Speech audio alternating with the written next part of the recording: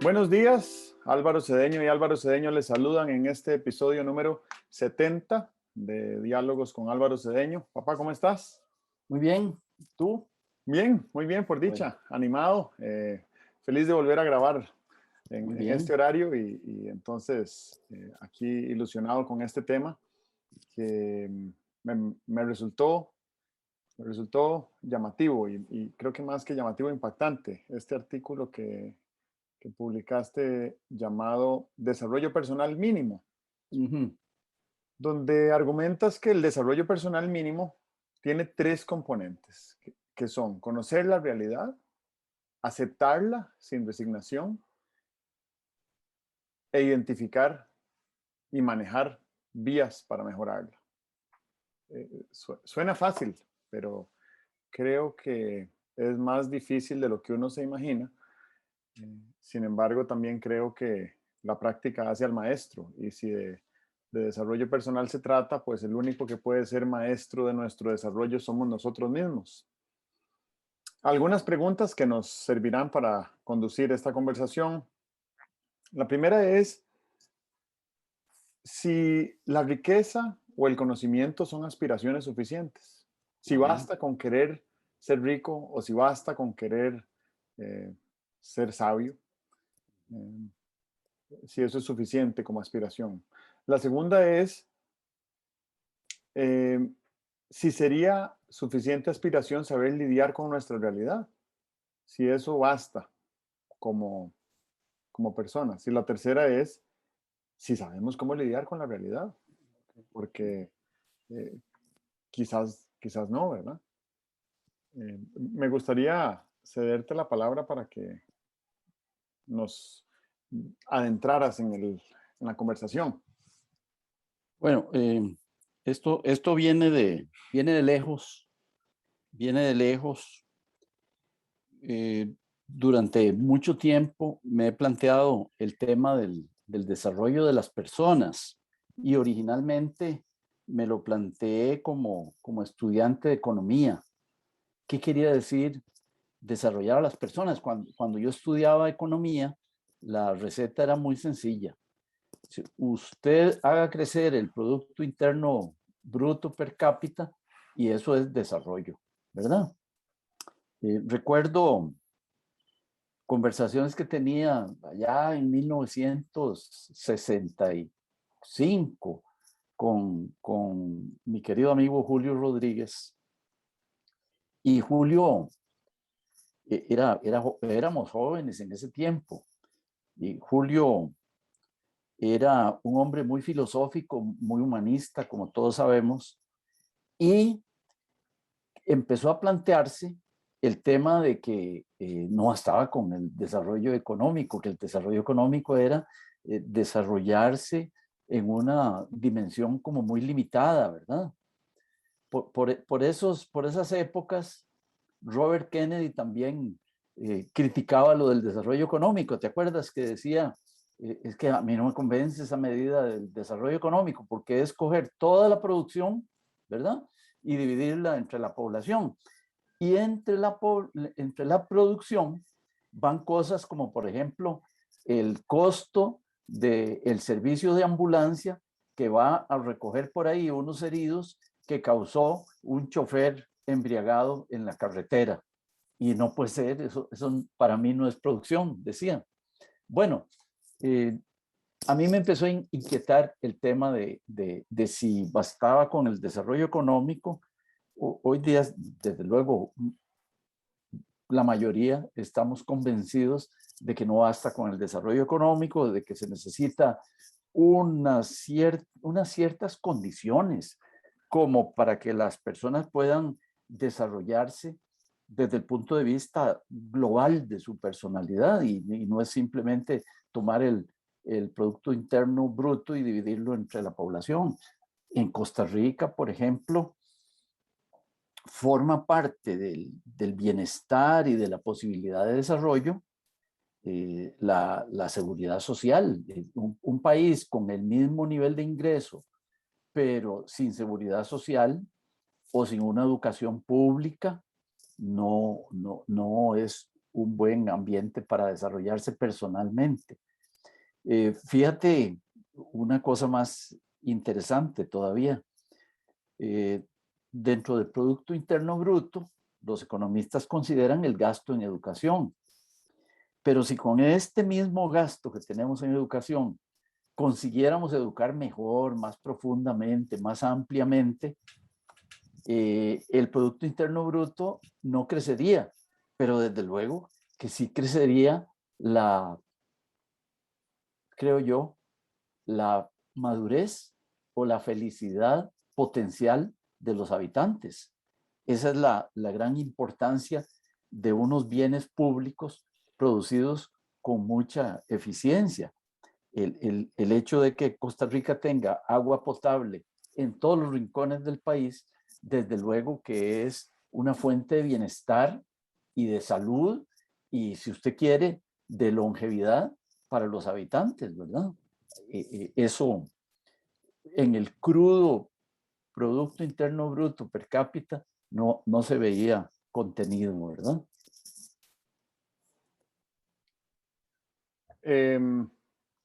A mí me gustó muchísimo el ejemplo que pones en el artículo, en esa explicación sobre el Producto Interno Bruto, el PIB, que dice que si Costa Rica tuviera ejército, nuestro PIB probablemente sería el mismo, Sí.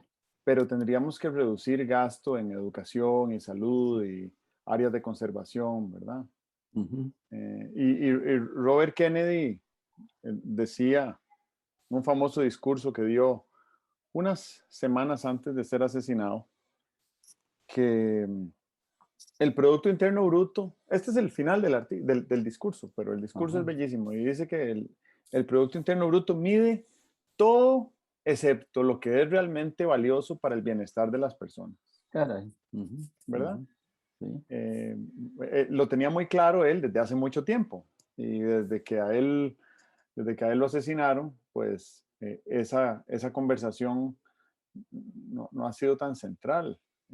Pues obviamente que en los últimos años ha habido un crecimiento en nuevos, nuevos índices e indicadores y métricas, ¿verdad? Para determinar salud, bienestar, progreso social, eficiencia ecológica, en muchos de los cuales, por cierto, Costa Rica clasifica Descuella. bastante bien a Claro. nivel mundial. ¿Cómo no? ¿Verdad? Y yo no creo que el factor de la desmilitarización sea tan determinante en el desempeño en esos índices. Sí cuenta, pero más creo que tiene que ver el hecho de que algunas decisiones colectivas que se han tomado aquí como país han sido pensadas en el impacto que van a tener a largo plazo esas decisiones. Yo creo que nunca nadie se puso a pensar en 1942 o 41 cuánto nos iba a costar la seguridad social universal por los próximos 80 años, Claro, claro. ¿verdad? No hubiéramos tomado esa decisión si hubiéramos hecho ese cálculo. Sí. Pero tampoco es posible calcular todo el impacto y todo el bienestar que ha generado. Claro. El, el, la segunda, la nueva ley forestal que emitió Costa Rica en 1979 incorporó un incentivo económico para permitirle a los dueños de bosques o a los dueños de ecosistemas con algún grado de vulnerabilidad o de riqueza ambiental, preservar esos bosques, dejarlos en su estado natural y percibir un dinero a cambio. Y ese dinero proviene de un pellizquito de impuesto que se le agrega a los combustibles. Los combustibles tienen muchos impuestos, pero un pedacito de ese impuesto a los combustibles se traslada al Fondo Nacional de Financiamiento Forestal, el FONAFIFO, y el FONAFIFO le paga a los dueños de tierras para que las dejen reforestarse y regenerarse. En los últimos 33 años, el país ha invertido $1.000 millones en reforestación. Yo supongo que si hace 33 años nos hubieran dicho, vamos a destinar una partida específica de $1.000 millones para conservación de bosques, hubiera habido una oposición Claro. abrumadora. Ujú. Pero así, a pellizquitos, han sumado $1.000 millones. Y hoy en día, lo que el país percibe por concepto de servicios ecosistémicos equivale a $1.800 millones al año. Y yo creo que desde el punto de vista financiero, ese es el mejor negocio que ha hecho este país en su historia.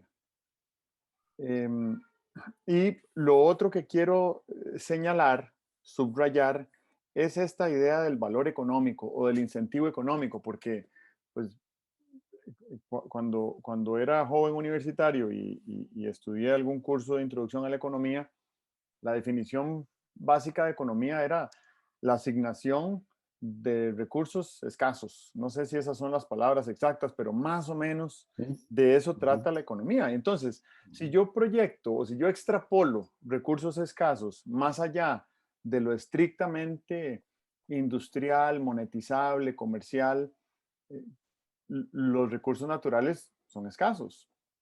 ¿Y cuál es la mejor asignación que puedo hacer de esos recursos naturales? O el mejor uso que puedo hacer de esos recursos naturales. Lo mejor que puedo hacer con un bosque es talarlo. O lo mejor que puedo hacer con un suelo fértil es llenarlo de agroquímicos. Y creo que esas son preguntas económicas también, Sí, claro. Ujú. ¿verdad? Y yo siento que en algún momento se nos desconectaron los caminos de la economía y la ecología. Y yo creo que son lo mismo. No, no termino de encontrar a dónde está la diferencia entre una cosa y otra. Lo que sí creo es que a los ecólogos se les enseña poco de economía y a los economistas se les enseña poco de ecología. Entonces está cada uno viendo para otro lado, pero son la misma moneda, ¿verdad? Claro. Ujú, ujú. Eso es. Eh, una, una de las raíces de mi preocupación por el desarrollo personal y, y por concretamente reflejada en este artículo, es que el tema del desarrollo personal es muy complicado, ¿verdad? Lo puedes abordar desde un espacio sociológico o lo puedes abordar desde un espacio psicológico, hasta lo puedes abordar desde un espacio puramente médico, ¿verdad? Pero lo que me interesaba hacer en este artículo era plantearlo de manera minimalista. Hace una sesión, una reunión de estas, estuvimos hablando de el proyecto mínimo viable, ¿verdad? O la solución mínima viable. A mí me parece que es muy importante que uno logre quitar un montón de fronda, ¿verdad? Un montón de hojas, no digo hojarasca, de un montón de hojas sobre determinados temas para quedarse con algo así como lo esencial.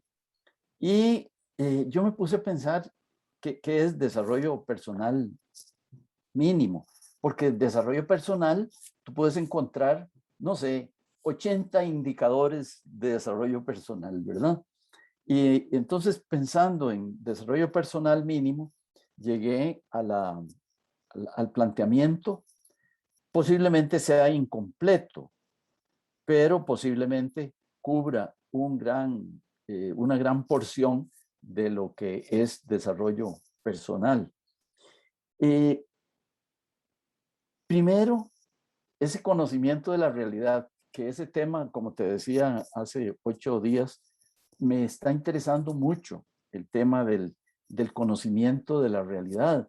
Nosotros vamos, bueno, mucha gente va viviendo por ahí más o menos a troche y moche y no se esfuerzan por conocer la realidad o peor, la, la conocen y la van negando porque no se ajusta a sus propósitos. Pero entonces, ese conocimiento de la realidad es importante. ¿Y en qué consiste la realidad? Bueno, son las circunstancias que me rodean, la familia que tengo, la salud que tengo, los amigos que tengo, el trabajo que tengo, la comunidad en la que vivo, etc. Esa es mi realidad más cercana, ¿verdad? Luego, eh, esa realidad, ¿qué hay que hacer con ella? a mí me gusta mucho el planteamiento de algunos autores que dicen que un fundamento de la acción personal es aceptar la realidad. Se dice fácil, ¿verdad? Pero bueno, aceptar la realidad.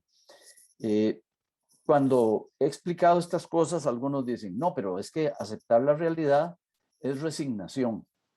Y he agregado, aceptar la realidad sin resignación. ¿Qué quiere decir?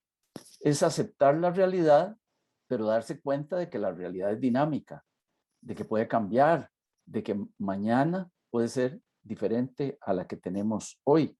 Entonces hay que aceptarla sin resignación. Aceptar la realidad con resignación es decir, yo soy así. Y entonces eso no da posibilidad de cambio. Lo que deberías decir es, hoy yo soy así, pero tengo un proyectito porque pienso ir cambiando no sé qué cosas, ¿verdad? Entonces, ver la realidad y aceptarla, pero aceptar que es dinámica, aceptarla sin resignación. Y luego viene todo el tema que lo hemos tratado mucho aquí y en otros espacios, el tema de la acción humana eficaz. ¿Qué esperamos de una persona? Pues que sea muy eficaz para operar sobre su propia realidad. ¿Y qué quiere decir que sea eficaz? Bueno, lo primero es que sepa qué es lo que vale la pena, ¿verdad? Que los objetivos que él se proponga lograr con esa realidad valgan la pena, ¿verdad? Y, bueno, valgan la pena y sean viables, ¿verdad?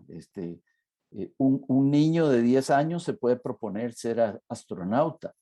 Si yo me propusiera ser astronauta, estaría derrochando energía, ¿verdad? Entonces, sobre esa realidad, operemos con eficacia en nuestra acción.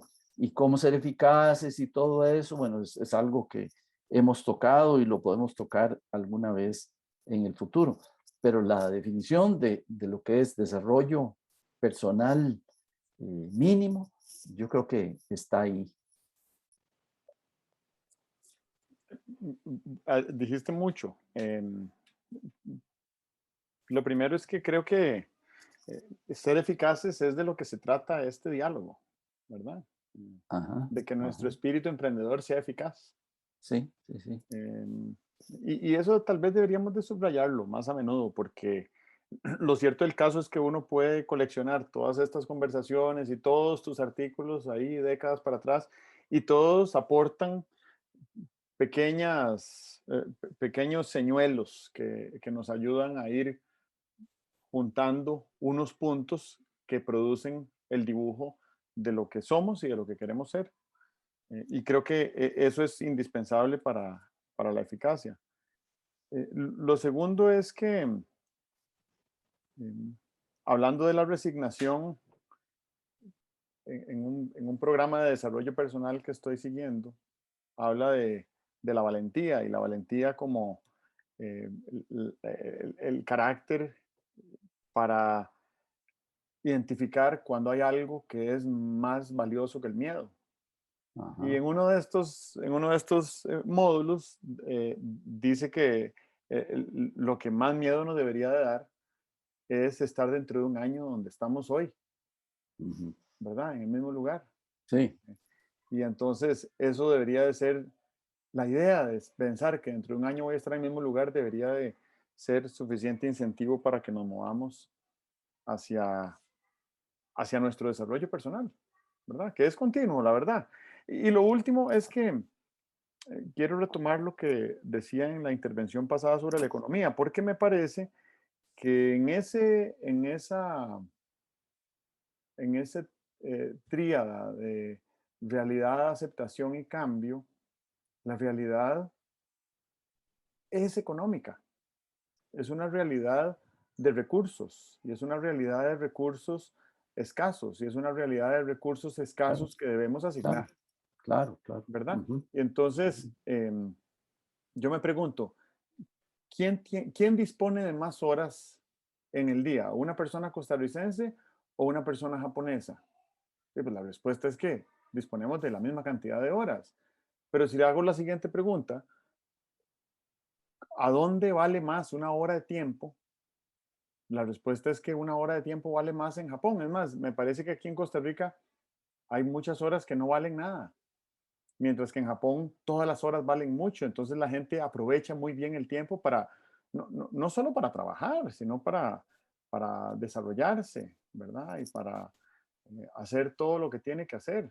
Tal vez por eso es que, a pesar de que Japón es un país tan rico y que tiene tanto desarrollo en industria automotriz, nadie tiene carro, porque el mejor uso del tiempo que uno le puede dar a una hora en el día es caminar de la casa al trabajo y de vuelta en vez de andar montado en un carro. Ujú. Y hay algunas cosas de estas que a rato siento como que no forman parte del- de la idiosincrasia de nuestra cultura y no sé si será por, no sé por qué razón será. Pero entonces la realidad es económica, desde el uso del tiempo.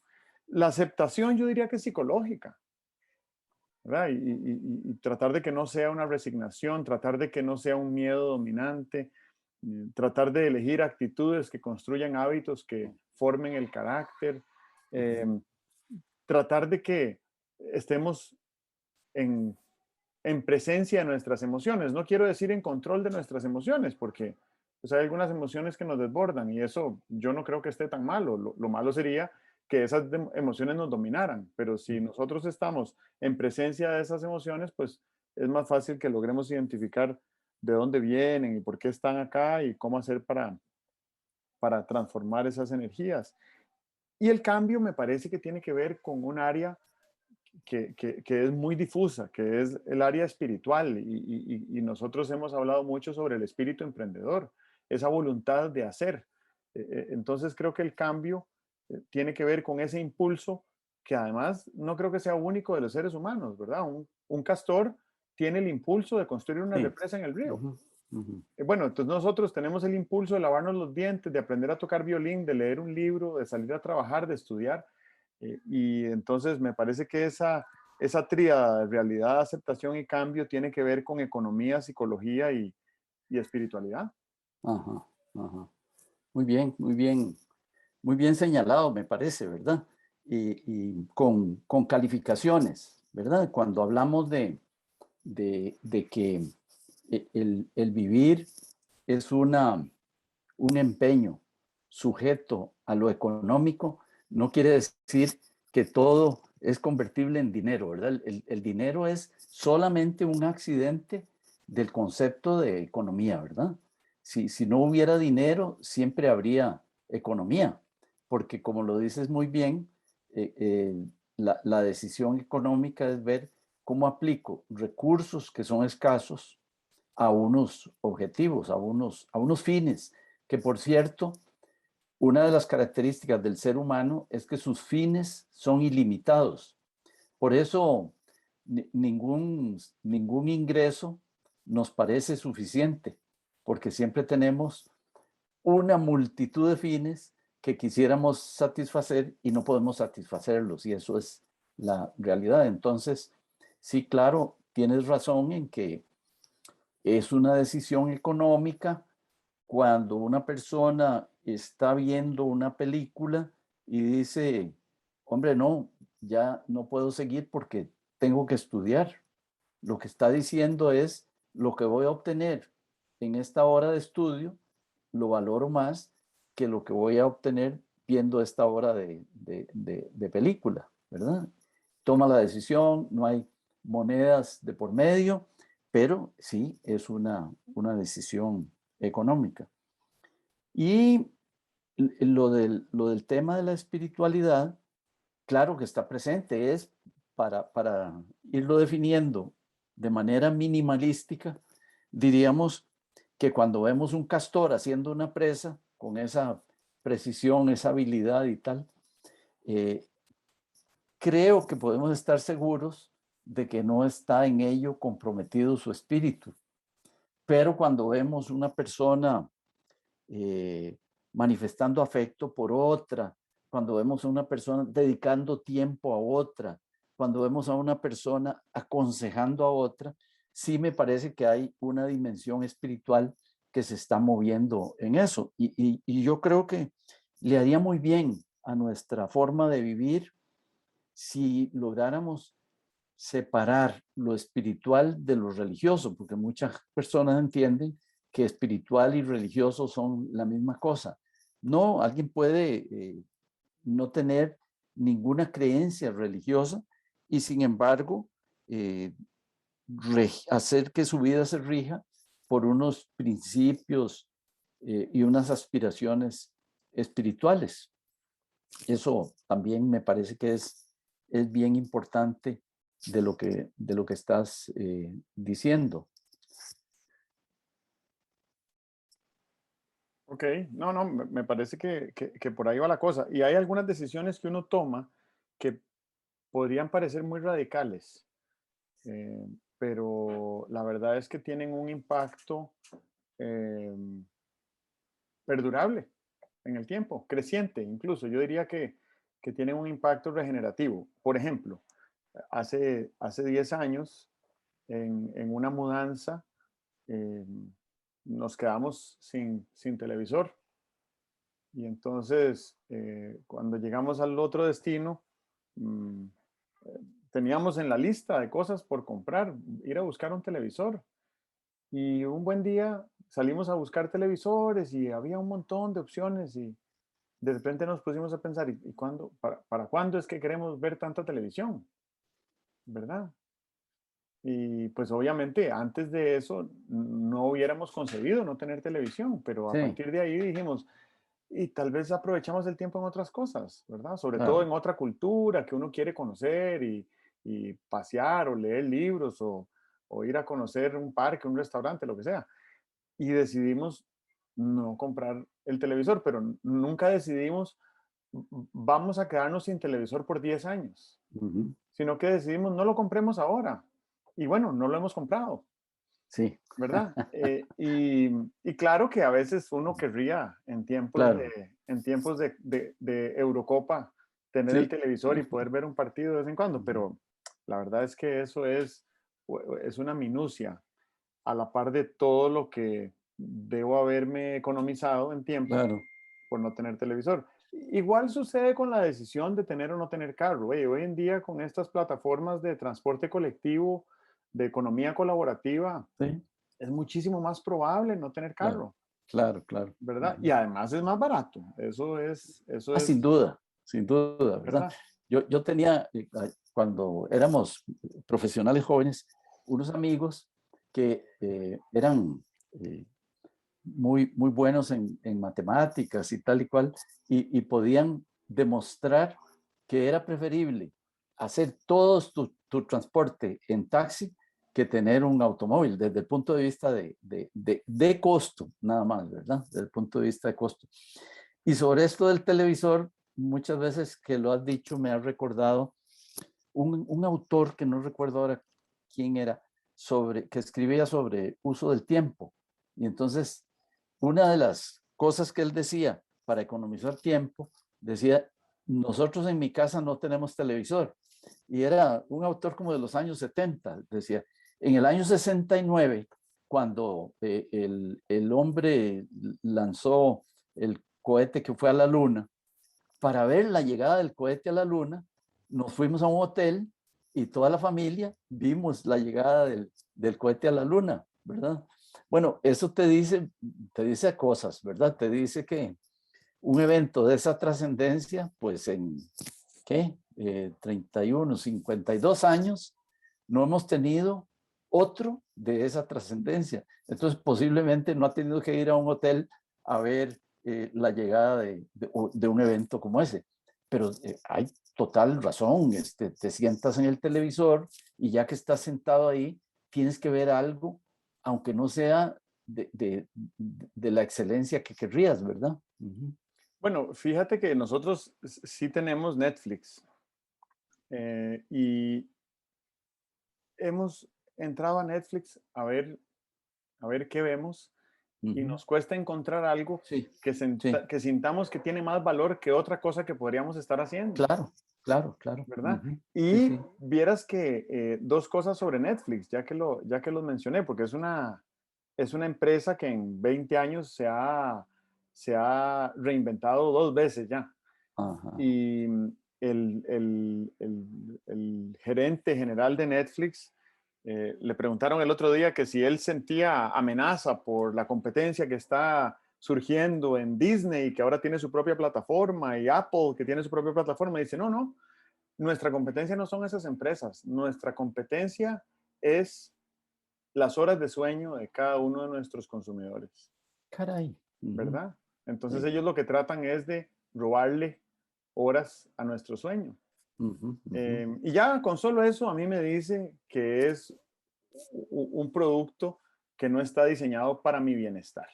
Ajá, claro. Y lo segundo de Netflix, con todo lo admirable que es como empresa, es que la pandemia eh, inesperadamente hizo que millones de personas en el mundo tuvieran un montón de tiempo adicional para ver Sí, cosas. sí.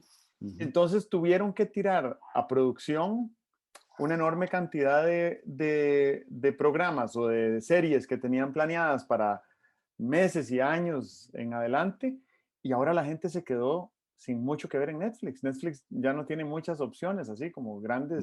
grandes cosas, ¿verdad? Muy Ajá. interesante ese problema, ¿no? No es un Sí. problema tan severo para esa industria porque es cuestión de inyectar más dinero en producción, pero sí han tenido un impasse en el crecimiento de visitación y de nuevos clientes, ¿verdad?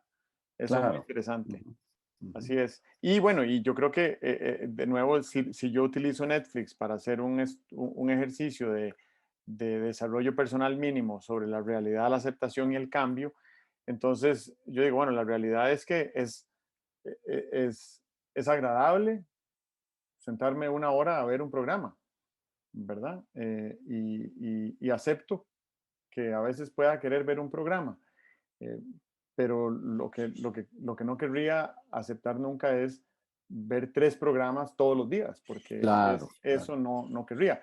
Si ya estuviera en un escenario donde estoy viendo tres programas todos los días, pues me parece que ahí uno de lo que debería hacer es tomar decisiones económicas y ver cómo asigna el recurso limitado o escaso, que es el tiempo, para decir, bueno, o duermo o veo Netflix, o leo o veo Netflix, o hago ejercicios o veo Netflix, ¿verdad? Una reflexión bien interesante que siempre deberíamos hacer es, yo la tenía incluida dentro de una de las recomendaciones para el buen uso del tiempo y la tenía incluida creo que al final de una serie de sugerencias. La idea es que nos preguntemos con una cierta frecuencia si estamos haciendo el mejor uso de nuestro tiempo ahora, en este momento, porque es que preguntarse, ¿hice ayer un buen uso del tiempo? Tiene menos impacto. O preguntarse, ¿voy a hacer mañana un buen uso del tiempo? Lo que deberíamos estar haciendo con mucha frecuencia, algo nos lo debería recordar, una de las alarmas esas que nos ponemos en los relojes, debería ser, estoy haciendo el mejor uso de mi tiempo ahora, porque es un recurso escaso, perecedero, ¿verdad? El tiempo que pasó hace una hora ya no tengo nada que hacer sobre él, ya se me fue. Y entonces, si uno tiene la disciplina de estarse preguntando, ¿estoy haciendo el mejor uso de mi tiempo?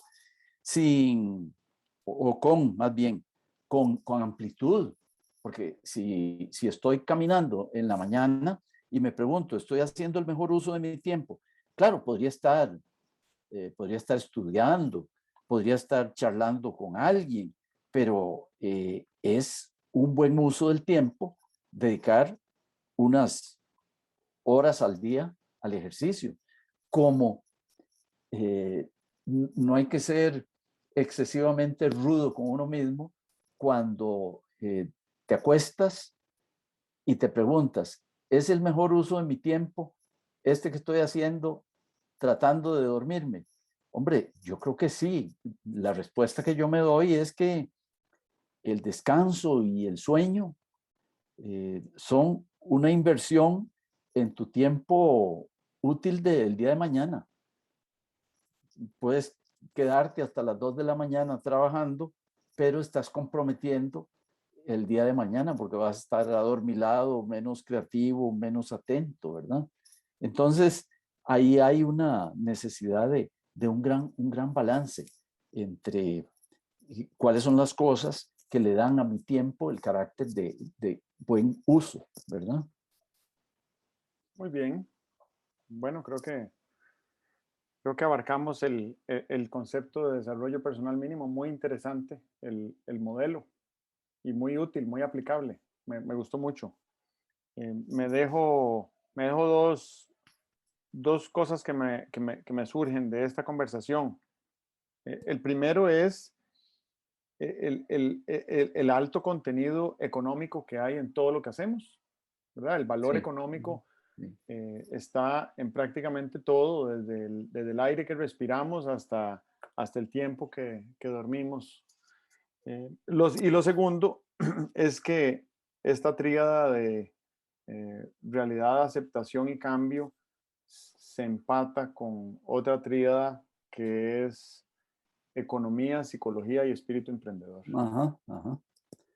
Yo quisiera dejar 3 propósitos en el aire. Uno es que vale la pena empeñarnos en nuestro desarrollo personal. Nosotros deberíamos tener una actitud con nuestro desarrollo como la actitud que tiene el atleta, ¿verdad? El atleta mide su desempeño, mide el tiempo que dedica a prepararse físicamente, tiene un plan sistemático de desarrollo físico. Bueno, deberíamos tener un plan sistemático de desarrollo personal y monitorearlo y decir, ¿cómo voy? ¿Verdad? ¿Cómo voy? Yo tengo en el baño un cuadrito ahí donde voy marcando los días que camino, ¿verdad? Y entonces camino 40 minutos los días que camino. Y claro, esos son 40 minutos. Si logro caminar 10 días, son 400 minutos, son más de casi 7 horas, ¿verdad? Bueno, y eso de una cierta manera como que te mantiene la atención de que mañana seguramente no voy a tener tanto deseo de caminar, pero sí me voy a sentir estimulado porque como ya llevo 400 minutos, quiero llevar 440. Segundo pensamiento interesante es que la finalidad básica de toda educación debe ser nuestro propio desarrollo, ¿verdad? Uno no debería ir a la escuela por sacar una buena nota o por ser el primero de la clase. Debería ir a la escuela y leer los libros que leamos y tener las conversaciones que tengamos con la finalidad de contribuir a nuestro propio desarrollo. Y la tercera es que una persona desarrollada, lo elemental que podríamos pedirle es que sepa lidiar con su realidad. Y entonces detectar formas en que nos escapamos de la realidad, ¿verdad? Cuando la negamos, cuando decimos, sí, yo no hago ejercicio, pero cuando me lo proponga podría hacerlo. Eso es tratar de engañarte, ¿verdad? No haces ejercicio, pero no creas que cuando te lo propongas vas a lograr hacerlo. Te creeré eso si te lo propones y lo empiezas a hacer, ¿verdad? Entonces, no nos dejemos engañar por la realidad, no pensemos que la realidad va a cambiar favorablemente por obra de magia, ¿verdad? No es que aprender matemáticas se va a hacer más fácil o ser buen futbolista va a ser más fácil, yo no sé cómo, a la vuelta del camino. No, esas cosas van a seguir requiriendo un determinado esfuerzo.